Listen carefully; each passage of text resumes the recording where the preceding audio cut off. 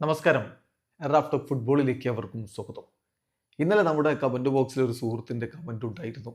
Inter മയാമിക്ക് MLS 29-ാം തീയതി രാവിലെ കളിയുണ്ടല്ലോ, അത് കഴിഞ്ഞിട്ട് പിന്നെ രാത്രി എങ്ങനെയാണ് പ്രീ ക്വാർട്ടർ മത്സരം കളിക്കുക, ക്ലബ്ബ് വേൾഡ് കപ്പിൻ്റെ പ്രീ ക്വാർട്ടർ മത്സരം കളിക്കുക എന്ന്.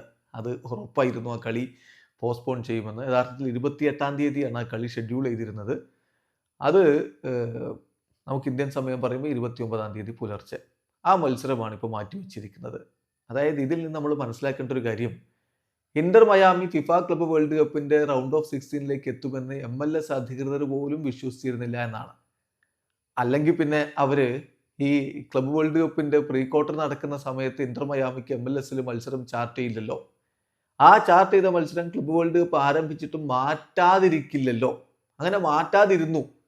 ഒടുവിൽ ക്ലബ്ബ് വേൾഡ് കപ്പിൻ്റെ റൗണ്ട് ഓഫ് 16ലേക്ക് ലിയോ മെസ്സിയും സംഘവും ഏവരെയും ഞെട്ടിച്ചുകൊണ്ട് കടന്നുപോയപ്പോൾ ആ കളി മാറ്റിവെക്കേണ്ടി വന്നിരിക്കുന്നു. അല്ല, മെസ്സിയും സംഘവും മാറ്റിവെപ്പിച്ചിരിക്കുന്നു. യെസ്, ഇന്റർ മയാമിയുടെ അപ്പറഞ്ഞ കളി 28-ാം തീയതി അറ്റ്ലാന്റയുമായിട്ട് ഷെഡ്യൂൾ ചെയ്തിരുന്ന മത്സരം മാറ്റിവെച്ചു. അത് റീഷെഡ്യൂൾ ചെയ്തിരിക്കുകയാണ്. ആ മത്സരം ഇനി ഒക്ടോബർ 11-നായിരിക്കും നടക്കുക എന്ന് ഒഫീഷ്യലായിട്ട് ഇപ്പോൾ MLS അറിയിക്കുന്നു. ഇന്റർ മയാമിയും ആ വിഷയം അറിയിച്ചുകൊണ്ട് ഇന്നലെ വ്യക്തമായിട്ട് പോസ്റ്റ് ഇട്ടിട്ടുണ്ട്. ചുരുക്കത്തിൽ ആ ഒരു കൺഫ്യൂഷൻ മാറുകയാണ്.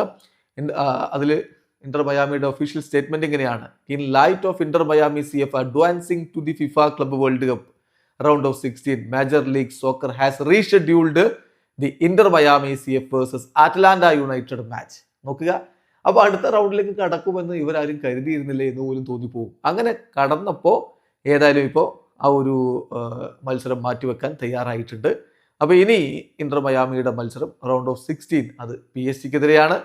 29-ാം തീയതി ജൂൺ 29-ന് ഞായറാഴ്ച രാത്രി 9:30-നാണ് PSG വേഴ്സസ് ഇന്റർ മയാമി പോരാട്ടം. വീഡിയോ അവസാനിക്കുന്ന ഫുട്ബോൾ ലോകത്തെ കൂടുതൽ വിശേഷങ്ങളുമായി റാഫ് ടോക്സ് എത്താം.